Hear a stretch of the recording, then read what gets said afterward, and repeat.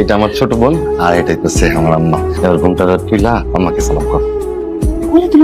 তোমাকে মাথা ঠিক আছে?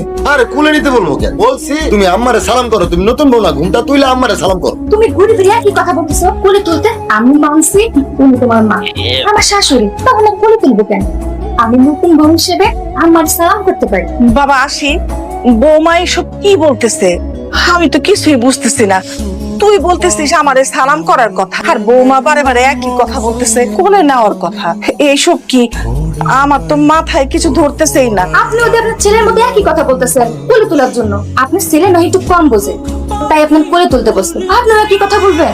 আপনার কোলে তুলে আমি বাঁচবো আম্মা? আমার তো মনে হয় আপনার ওজন 100 কেজি। 50 কেজি ওজন যদি 100 কেজি ওজন বহন করে, আমি বাঁচবো? আমি শেষ হয়ে যাবো না আম্মা? আরে বয়রার বাচ্চা, তোরে কি করতে মনে চায়? আমি কইছি আম্মারে সালাম করতে, কোলে নিতে কই নাই। এত জোরে বলার কি আছে? আমি কি বয়রা কানে কম শুনি? বৌমা আসলে অনেক দূর থেকে জার্নি করে আসছে তো, সেই জন্য একটু গরমিল মনে হইতেছে। বাবা তুই বৌমারে নিয়ে একটু ঘরের ভিতরে যা। মা, শেষ পর্যন্ত তোমার ছেলে একটা বয়রা মেরে বিয়ে করলো। দুনিয়া থেকে মেয়ের অভাব পড়ছিল যে একটা বয়রা মেরে বিয়ে করতে হইলো।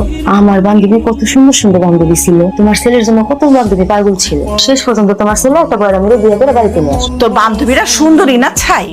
এক একটা কালা পেতনি। তোরে এত কথা বলতে বলছে কে? হ্যাঁ, আরে মেয়েটা এত দূর থেকে জার্নি করে আসছে, একটু তো শরীর খারাপ লাগতেই পারে। তোরে যখন আমি একটা কাজের কথা বলি তখন তোর শরীর খারাপ লাগে না? ঘরে নতুন বউ আসছে, তার এত দোষ না ধইরা একটু গুণ ধরার চেষ্টা করিস, ঠিক আছে? মমিতা, ওই দিন তুমি একটা কাজ করছো, হ্যাঁ? তুমি আমার সামনে কেমন ব্যবহার করলো? তোমার আমি বারবার বলছি তুমি না বুঝা কোনো উত্তর দিবা না, না শুই না। তো আমি তো জানতাম তুমি কানে কম শুনো, এখন যে তুমি কানেই শুনো না, তুমি বয়রা। বয়রা? আমি বয়রা? তুমি বয়রা?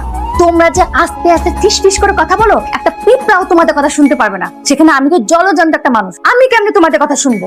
পিঁপড়া ঠিকই শুনে, পিঁপড়া তোমার মতো বয়রা না। কেন যে তোমার বিয়ে করছি? বিয়ের আগে যদি জানতাম তুমি বয়রা, আমি জীবনও বিয়ে করতাম না। কারণ কি জানো, বোমা বউ নিয়ে সংসার করা যায়, কিন্তু বয়রা বউ নিয়ে কখনো সংসার করা যায় না। কুইরা মানে তো অলস, মানে কোনো কাজ করে না। তুমি কুইরা কারে বললাম? তুমি কি চোখ দিয়ে দেখো না যে সারাদিন আমি সকাল থেকে রাত পর্যন্ত কাজ করতেই থাকি? তুমি আমারে বলতেছ আমি কুইরা? বলেছে আমার, সরি সাংঘাতিক মহিলা। মা, তুমি তো জানো ডিমে লবণ আমি একদম পছন্দ করি না। এত লবণ দিছো যে ডিম মুখে নিতে পারতেছি না। কি বলিস?